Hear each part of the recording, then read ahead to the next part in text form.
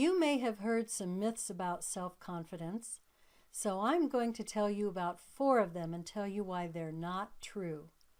The first myth is that self-confidence is determined at birth. You're either born with self-confidence or you're not. But that's not true at all. You can gain the knowledge and the skills on how to be self-confident. And if you believe in yourself and practice these skills, you'll be able to be a self-confident person. The second myth is that only poor people, homeless people, and criminals have low self-confidence. That's not true either. I'm sure you've read the stories about rich people, movie stars, sports stars, who have all sorts of trouble with drugs and alcohol. They're unhappy, they get divorced. So they have their problems too. So it's not true that only certain people have low self-confidence. Actually, pretty much everybody has high self-confidence in something and low self-confidence in something else. For example, I can sing up a storm. I have lots of confidence in my voice.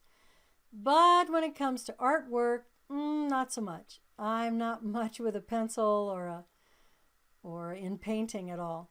So I have a lot of self-confidence in singing, but not much self-confidence in artwork at all. You're probably like that too. So the third myth is that self-confidence comes from being praised.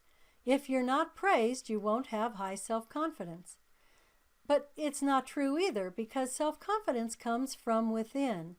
It comes from within your desire to be self-confident and also the knowledge on how to do it. So think about a toddler. When a toddler starts to walk, she doesn't have to be praised to do it. She'll stand up and sit down, stand up and sit down. And then she'll finally stand up and put her hand on a table and then walk a few steps around the table and then sit down. And then the next time get up and walk a few more steps. And then finally she'll take her hand off the table and she'll walk without help. Now she doesn't have to be praised to do this. This comes from an inner urging on how to walk. And it's the same with self-confidence. It comes from within.